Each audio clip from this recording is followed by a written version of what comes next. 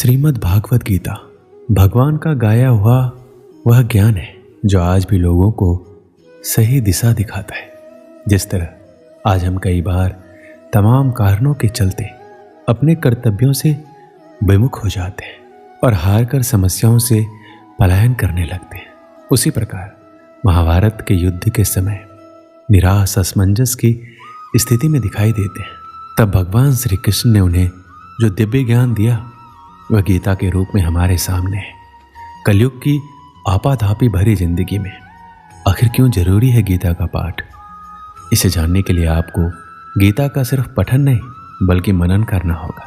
दरअसल जब कभी कोई व्यक्ति कर्तव्य पथ पर चलते हुए व्यक्तिगत, पारिवारिक, व्यावसायिक या ऐसे किसी विचार व्यूह में उलझता है तो उसे उसके माध्यम से सही रास्ता प्राप्त होता है। जीवन के उस मोड़ पर जब कोई व्यक्ति को कोई रास्ता नहीं सूझता तब वह खुद को तमाम समस्याओं से घिरा पाता है तो कर्तव्य अकर्तव्य के असमंजस में फंस जाता है। उस मुश्किल समय में श्रीमद् भागवत गीता उसका हाथ थामती है और मार्गदर्शन करती है। एक बार माता पार्वती महादेव जी से पूछते हैं कि किस ज्ञान के बल पर संसार के सब लोग आपको शिव कहकर पुकारते हैं। पूछते हैं मृगछाला ओढ़े और अपने सभी अंगों में शमशान की विभूति लगाए, गले में सर्प और नर मुंडों की माला पहने हुए हो, इनमें से तो कोई पवित्र नहीं है, फिर आप किस ज्ञान से पवित्र माने जाते? तब महादेव ने उत्तर दिया, हे प्रिय सुनो, मैं गीता ज्ञान को अपने हृदय में धारण करने से पवित्र माना जाता हूँ। इस ज्ञान से मुझे बाहर के कर्म नहीं व्यापते। तब पार्वती जी ने कहा, हे भगवान, जिस गीता ज्ञान की आप ऐसी स्तुति करते हैं उसके श्रवण से कोई कृतार्थ भी हुआ है? महादेव ने उत्तर देते हुए कहा, इस ज्ञान को सुनकर बहुत से जीव कृतार्थ हुए हैं और आगे भी होंगे। दोस्तों, आज के इस वीडियो में आप सभी को गीता का प्रथम अध्याय के बारे में हम विस्तृत जानकारी देंगे, तो इस वीडियो को पूरा जरूर देखिएगा। श्रीमद् भागवत गीता के सबसे पहले दो शब्द धर्म क्षेत्रे कुरुक्षेत्रे। इस जगत में हम जीवन जीते हैं और जीवन हमारा कुरुक्षेत्र भी है और धर्म क्षेत्र भी। ये हमारी कर्म भूमि है जहां हम अपने कर्तव्यों का निर्वहन करते हैं। अर्जुन, जो कि गीता के शुरुआत में अपने जीवन के सबसे महत्वपूर्ण युद्ध को लड़ने जा रहे थे, किंतु वह अत्यधिक हताश, निराश, भ्रम मोह में था। हम भी अपने जीवन में इसी तरह से हताशा और निराशा का सामना करते हैं और इन परिस्थितियों में भगवान श्री कृष्ण जो समाधान देते हुए कहते हैं, हृदय की क्षुद्र दुर्बलता, सारे भ्रमों को पीछे छोड़ सब कुछ भुलाकर खड़े हो जाओ मेरे साथ।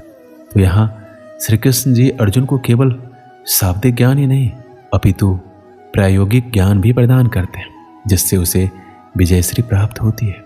तो यही शुरुआती दो शब्द हमें जीवन के लिए गूढ़ प्रेरणा और दिशा प्रदान कर रहे हैं। क्या आप जानते हैं गीता का अर्थ क्या होता है? गीता शब्द का अर्थ है गीत और भागवत शब्द का अर्थ है भगवान। अक्सर भागवत गीता को भगवान का गीत कहा जाता है। यह भगवान का गीत है, इसलिए गीता का नाम गीता ही पड़ा। गीता में लिखा है, क्रोध से भ्रम पैदा होता है, भ्रम से बुद्धि व्यग्र होती है, जब बुद्धि व्यग्र होती है तब तर्क नष्ट हो जाता है और जब तर्क मरता है तो मनुष्य का विवेक नष्ट हो जाता है और उसका पतन शुरू हो जाता है। इस आधार पर कई ज्ञान और बुद्धि को खोलने वाली बातें लिखी है। जब हम शत्रु और समस्या को देखते हैं तो हमें बहुत ही बड़ी और विकराल दिखाई देती है और मन में ये डर भी रहता है कि अगर हम इसमें घुस गए तो क्या होगा? क्या हम इस समस्या से बाहर आ पाएंगे? क्या हम जीत पाएंगे? कुछ इसी प्रकार की सोच से दुर्योधन भी गुजर रहा था। दुर्योधन गुरु द्रोणाचार्य से कहता है कि बड़े बड़े धनुष वाले तथा युद्ध में भीम और अर्जुन के सामने सूरवीर तथा महारथी राजा द्रुपद, चिकितान तथा बलवान काशीराज, पुरुजित, सुभद्रा पुत्र अभिमन्यु एवं द्रौपदी के पांचों पुत्र, ये सभी के सभी महारथी हैं। इससे हमें ये पता चलता है कि चाहे शत्रु हो या शत्रु की जैसी समस्या, उसके बारे में सब कुछ जानना चाहिए। समस्या के हर पहलू से हमें वाकिफ होना चाहिए और उसके हर अंग के बारे में हमें मालूम होना चाहिए, जैसे कि उस स्थिति में दुर्योधन भी कर रहा था। इसमें दुर्योधन आगे द्रोणाचार्य से कहता है, हे ब्राह्मण श्रेष्ठ, पांडवों की सेना के योद्धाओं को तो आपने देख लिया। उसके बाद दुर्योधन अपनी सेना के महारथियों का परिचय देता है। समस्या के बारे में सब कुछ जान लेने के बाद अपने पक्ष में सोचने की बारी आती है। दोस्तों, हमें ये भी जानना होता है कि हमारे पक्ष में कौन कौन से मजबूत बिंदु हैं जिससे हम उस समस्या पर विजय प्राप्त कर सकते हैं। जिस तरह से हम वर्तमान समय में हमारे जोखिमों का आकलन करते हैं, वैसे ही दुर्योधन भी अपनी शत्रु की सेना को देखते हुए दोनों सेनाओं के योद्धाओं की बात करते हुए आगे होने वाले युद्ध के लिए तैयार हो रहे हैं। चुनौती को हर तरीके से समझकर ही उससे विजय प्राप्त की जा सकती है। युद्ध में जब तैयारी होती है तो वो दोनों तरफ से होती है और हर पक्ष अपने विजय की आशा में अपनी सेना को भरोसा देता है। प्रेरणा तो हम सभी को चाहिए, और जैसे कि हम सभी ने देखा है कि कैसे सब लोग युद्ध को जीतने के लिए अपने अपने प्रयास कर रहे थे। महाभारत का युद्ध ऐसा था कि इसमें हर बड़ा योद्धा भाग ले रहा था, और ऐसे मौकों को कोई कैसे छोड़ सकता था। इसमें हमारे लिए ध्यान देने वाली बात यह है कि सच्चा योद्धा तो वही है जो युद्ध के लिए तत्पर रहे, युद्ध को अपना जीवन माने या चुनौती माने, जो भी माने, परंतु इसके लिए हमेशा तैयार रहे। श्री कृष्ण कहते हैं कि मनुष्य स्वभावतः वह सब कुछ पाने का पात्र नहीं है और जो वो चाहता है। हम सब चाहते हैं कि हम स्वतः ही किसी चीज के हकदार हैं, तब हम उसे पाने के लिए दूसरों के आगे पीछे चलना शुरू कर देते हैं। जब भी हम दुर्योधन के बारे में सोचते हैं तो वह एक ईर्ष्यालु और व्यक्ति के रूप में सामने आता है। लेकिन क्या आपने कभी ये सोचा है कि हम सभी में कहीं ना कहीं दुर्योधन भी है? हम ईर्ष्यालु हो सकते हैं और हम वही चाहते हैं जो दूसरों के पास है। कार्य के पीछे का इरादा ही मायने रखता है। जो लोग केवल कर्म के फल की इच्छा से प्रेरित होते हैं वो दुखी होते हैं, क्योंकि वो जो करते हैं उसके परिणाम के बारे में लगातार चिंतित रहते हैं। इस दुनिया में ज़्यादातर लोग अपने अहंकार के कारण बर्बाद हो जाते हैं। वो विश्वास या भरोसे से ज़्यादा अपने ईगो को महत्व देते हैं। आदमी का अहम और वहम दोनों उसे सफलता की सीढ़ियाँ चढ़ने नहीं देता, क्योंकि एक अहंकार या आदमी की दुनिया उसी से शुरू होती है और उसी पर खत्म हो जाती है। हर व्यक्ति के अंदर किसी न किसी तरह का घमंड होता ही, ये मनुष्य का एक स्वभाव है। जब हम खुद को जमीन से जुड़ा हुआ पाते हैं तो हमारे नीचे गिरने का सवाल ही पैदा नहीं होता। लेकिन जब सफल होने पर हम खुद को आसमान में ले जाते हैं, अपने दिमाग को चढ़ाने लगते हैं, तब हमें आसमान से नीचे गिरने में देर नहीं लगती। अहंकार को अपने दिमाग में घर ना करने दें, नहीं तो आपने जितनी जल्दी सफलता की सीढ़ियाँ चढ़ी है, आपको वहाँ से नीचे उतरने में देर नहीं लगेगी। एक समय की बात है, रामनगर गांव में एक बूढ़ा आदमी अपने पुत्र के साथ रहता था। बीमार होने के कारण बूढ़े आदमी ने अपनी बहुत सी संपत्ति अपने पुत्र के नाम कर दी। उसने अपनी वसीयत में लिखा कि उसकी सारी संपत्ति उसके मरने के बाद उसके पुत्र की हो जाएगी, और वसीयत के कुछ दिन बाद ही उसकी मृत्यु हो गई।